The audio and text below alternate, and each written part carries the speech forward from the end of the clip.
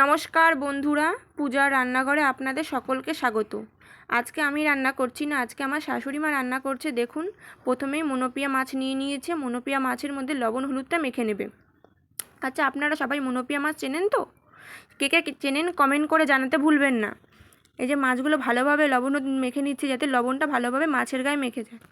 এবার তেল গরম করে রেখেছিল কড়াইতে, সেই তেলের ভিতরে মাছগুলো দিয়ে দিচ্ছে। মাছগুলো ভালোভাবে ভেজে নিচ্ছে। মাছগুলো উল্টে দিয়েছে, দিয়ে ভালোভাবে ভেজে নিচ্ছে। দেখুন, আমি এদিকে আর একটা মশলা করে নিচ্ছি শিলে। এখানে আছে দুটো টমেটো, একটা পেঁয়াজ, আদা আর জিরে। এগুলো আমি বেটে নেব।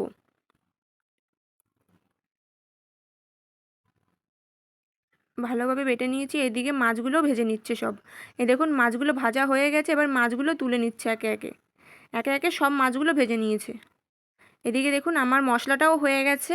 এবার মশলাটা আমি একটা বাটিতে তুলে নিচ্ছি। সেই কড়াইতেই আরেকটু তেল দিয়ে দিয়েছে। তেলের মধ্যে জিরে আর তেজপাতা দিয়ে দিচ্ছে ফোড়নের জন্য। ফোড়নটা ভালোভাবে হয়ে যাক।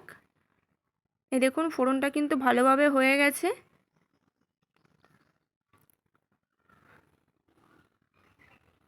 ভালোভাবে হয়ে গেছে ফোড়নটা। এবার সেই ফোড়নের ভিতরে পেঁয়াজ কুচি দিয়ে দেবো আর একটু।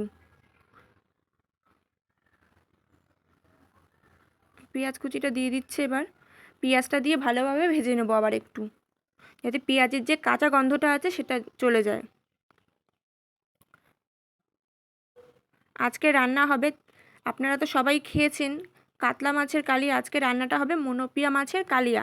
এই দেখুন, যে মশলাটা করে রেখেছিলাম সেই মশলাটা দিয়ে দেওয়া হলো। মশলাটা দিয়ে ভালোভাবে ভেজে নেবে, যাতে পেঁয়াজের যে জলটা আছে সেটা শুকিয়ে যায়। এবার এই মশলার ভিতরে একে একে লঙ্কার গুঁড়ো দেবে। এই রান্নাটা একটু টক টক মিষ্টি মিষ্টি ঝাল ঝাল খেতে হবে, সেই জন্য লঙ্কার গুঁড়ো দিচ্ছি 3 চামচ, ছোটো চামচের। দিয়ে আর একটু কষিয়ে নেবে।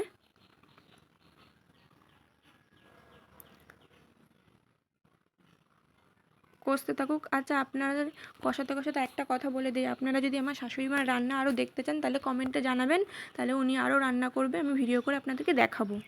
এবার হলুদটা দিয়ে দিচ্ছে পরিমাণ মতো। এবার সুগার ফ্রি দিচ্ছে। এখানে আপনারা চিনি ব্যবহার করবেন, যেহেতু আমার শাশুড়ি মার সুগার আছে সেই জন্য উনি রান্নাটায় একটু মিষ্টি করার জন্য সুগার ফ্রি দিল। এবার পরিমাণ মতো লবণ দিয়ে দিচ্ছে। এবার মশলাটাকে ভালোভাবে কষতে হবে, হাতে সময় নিয়ে। তাড়াহুড়ো করে কষলে মশলাটা কিন্তু পুড়ে যাবে। মাঝারি আঁচে কষতে হবে, যতক্ষণ না ভালোভাবে মশলাটা কষে গিয়ে তেল ছেড়ে দেয়। এই রান্নাটা কিন্তু একমাত্র কষানোর সময় ভালোভাবে যদি কষান তবেই কিন্তু রান্নাটা ভালো হবে খেতে। আপনারা যদি অধৈর্য হয়ে গিয়ে জল দিয়ে দেন তাহলে কিন্তু ভালো লাগবে না খেতে। এই দেখুন, মশলাটা অনেকটাই কষে এসছে, আর একটু কষাতে হবে। উনি কিন্তু হাতে সময় নিয়ে ভালোভাবে কষছে।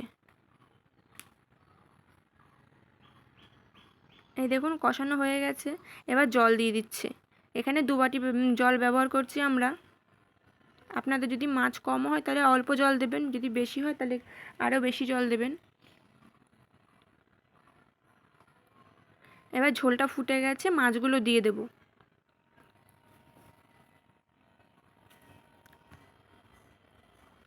একে একে সব মাছগুলো দিয়ে দেবে।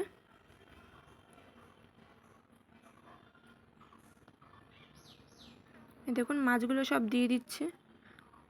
ওনার হাতের রান্না কিন্তু খেতে খুবই ভালো।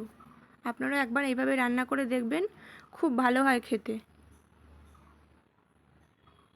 এই দেখুন, মাছগুলো কিন্তু ভালোভাবে ঝোলের মধ্যে ফুটছে। আমরা আরেকটু ঝোলটা টানাবো, সেই জন্য আরও একটু ফুটিয়ে নিচ্ছি। এবার হয়ে গেছে মাছগুলো, ওপর থেকে ধনেপাতা দিয়ে দেবে।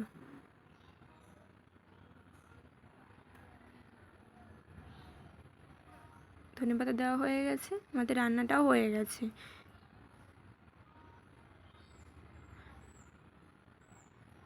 এবার আমরা এটা নামিয়ে নেব। আমাদের রান্না একদম হয়ে গেছে। এ দেখুন, নামিয়ে নিচ্ছে।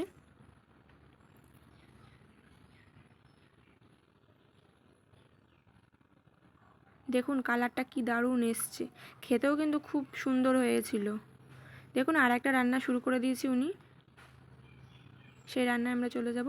এই দেখুন কড়াই বসিয়ে দিয়েছে, কড়াইতে পুঁটি মাছগুলো ভাজতে বসিয়ে দিয়েছে। আজকের রান্নাটা হবে পুঁটি মাছ দিয়ে, সেই জন্য পুঁটি মাছগুলোই প্রথম ভেজে নিচ্ছে। ভাজা হয়ে গেছে, এবার তুলে নেব। সেই কড়াইতেই আবার তেল দিয়ে দিয়েছে, তেলের ভেতরে 5 ফোড়ন দিয়ে দিচ্ছে।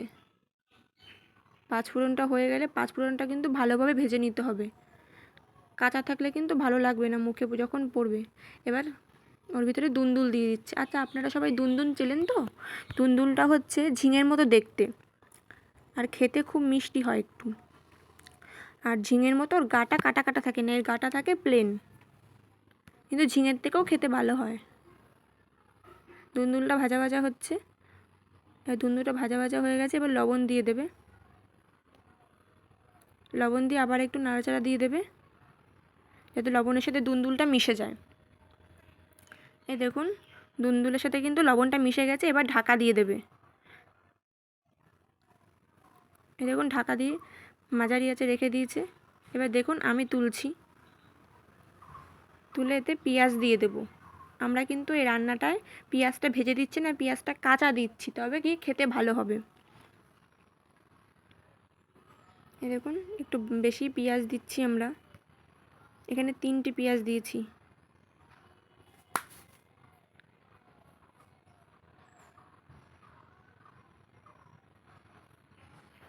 আবার ঢাকা দিয়ে দেবো 5 মিনিটের জন্য। মাঝারি আছে, এই রান্নাটা পুরো মাঝারি আছে করতে হবে। এবার উনি একটা মশলা করে নিয়েছে, এখানে আছে জিরে, সর্ষে আর শুকনো লঙ্কা। এখানে একটু ঝালটা বেশি দিতে হবে, তবে গিয়ে খেতে ভালো লাগবে। এই মশলাটা দিয়ে একটু জল দিয়ে দেবো, যাতে সর্ষেটা পুড়ে না যায় নিচ থেকে। সর্ষে কিন্তু বেশি ভাজা হলে তবে গিয়ে তেতো লাগবে খেতে। এই রান্নায় একবারই একটু জল ব্যবহার হবে, এই রান্নায় কোনো জল ব্যবহার হবে না।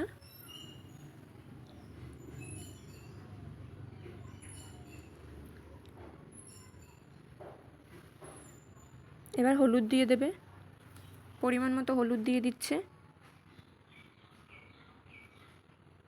আপনারা এই রান্নাটা বাড়িতে একবার করে দেখবেন, খেতে কিন্তু খুব ভালো হয়।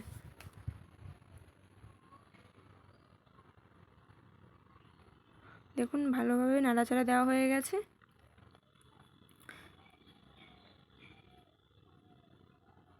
এবার আবার ঢাকা দিয়ে দেওয়া হবে, মাঝারি আছে 5 মিনিটের জন্য। 5 মিনিট পর আবার ফিরে আসছি। 5 মিনিট হয়ে গেছে, দেখুন। এই দেখুন দুন্দুল থেকে কতটা জল বেরিয়েছে। এই জলটা এবার শুকিয়ে নেব।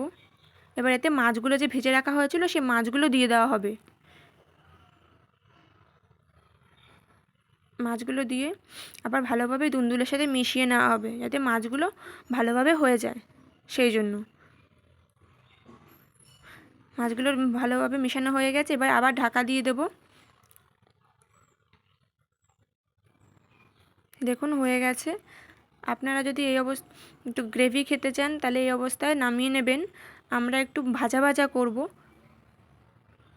আমাদের এই রান্নাটা একটু ভাজা ভাজা, একটু তলা থেকে একটু হালকা হালকা পোড়া পোড়া খেতে ভালো লাগে, সেজন্য আমরা আর একটু টানিয়ে নেব। এই দেখুন ঝোলটা কিন্তু অনেকটাই শুকিয়ে এসছে। এবার ধনেপাতা দেব, দিয়ে নামিয়ে নেব। আপনাদের যদি আমাদের এই রান্নাগুলো ভালো লেগে থাকে তাহলে আমাদের সঙ্গে থাকবেন, আমাদের পাশে থাকবেন, আমাদেরকে এভাবেই সাহায্য করবেন। আর আমাদের রান্নাগুলো যদি ভালো লাগে আমাদেরকে লাইক, কমেন্ট, শেয়ার করতে ভুলবেন না। বন্ধুরা আজকের জন্য আসি, আবার একদিন পরে নতুন একটা ভিডিও নিয়ে আপনাদের সামনে আসব। ধন্যবাদ এতক্ষণ দেখার জন্য।